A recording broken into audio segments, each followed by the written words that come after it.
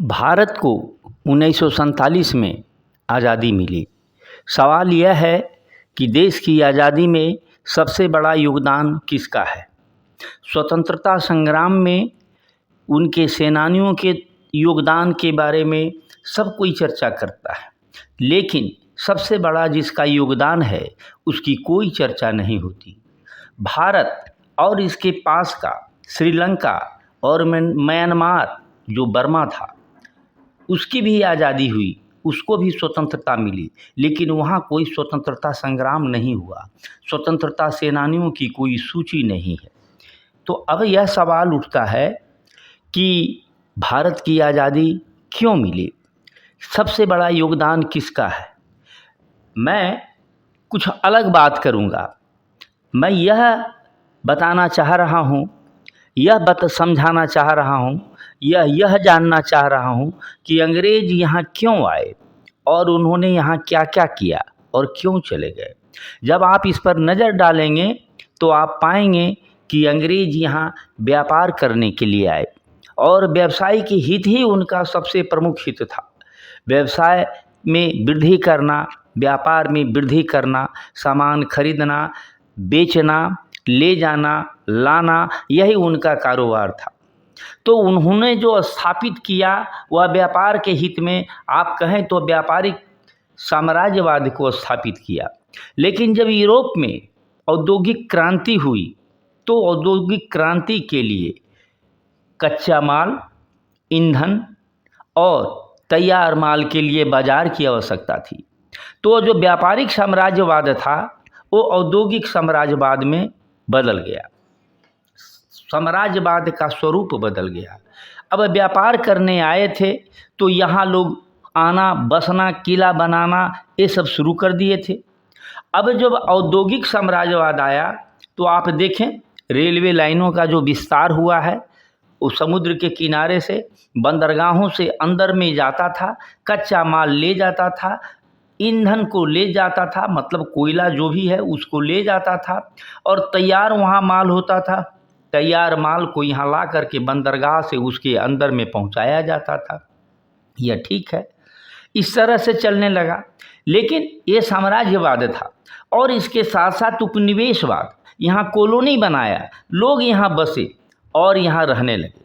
लेकिन साम्राज्यवाद के कारण, इस औद्योगिक साम्राज्यवाद के कड़ी में विश्व में एक विश्व युद्ध हो चुका, दूसरा विश्व युद्ध हो चुका, क्योंकि धरती पर भूभाग सीमित था और भूभाग को आधिपत्य में लाना ये व्यावसायिक और औद्योगिक दोनों साम्राज्यवाद के लिए ज़रूरी था। लेकिन द्वितीय विश्व होते होते यह साम्राज्यवादियों को समझ में आ गया कि कच्चा माल यहाँ है, यहाँ जो है ईंधन भी है, यहाँ सस्ते श्रमिक भी हैं, यहाँ बाज़ार भी हैं, यहाँ क्या नहीं है। तो इनको टेक्निकल सपोर्ट, मैनेजरियल स्किल चाहिए और उनके पूंजी के निवेश को सुरक्षित रहना चाहिए। इतना ही की ज़रूरत थी।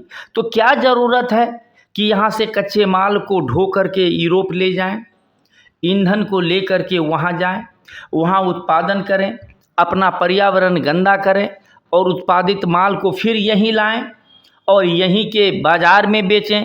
जब सब कुछ यहीं है तो सिर्फ जो है उनका जो पूंजी निवेश है वो सुरक्षित रहे और वह लाभदायी रहे, इतना ही का ज़रूरत है। तो ये जो औद्योगिक साम्राज्यवाद था, ये पूंजी साम्राज्यवाद में, ये वित्तीय साम्राज्यवाद में, फिनेंशियल इंपीरियलिज्म में बदल गया। तो फिर यहाँ रहने की क्या ज़रूरत हुई? तो उपनिवेश की कोई ज़रूरत नहीं पड़ी, कॉलोनी की कोई ज़रूरत नहीं पड़ी। तो 1947 में उपनिवेशवादियों ने अपना उपनिवेश को समेट लिया।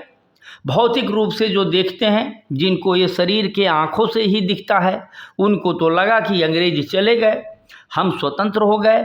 तो ये वित्तीय साम्राज्यवाद के स्वरूप पर किसी का ध्यान नहीं गया है, इसलिए वो भी अपने इतिहास में लिखते हैं तो स्वतंत्रता से संग्राम के सेनानियों का बृहद वर्णन करते हैं, ताकि इस वित्तीय साम्राज्यवाद के तरफ किसी का ध्यान नहीं जाए।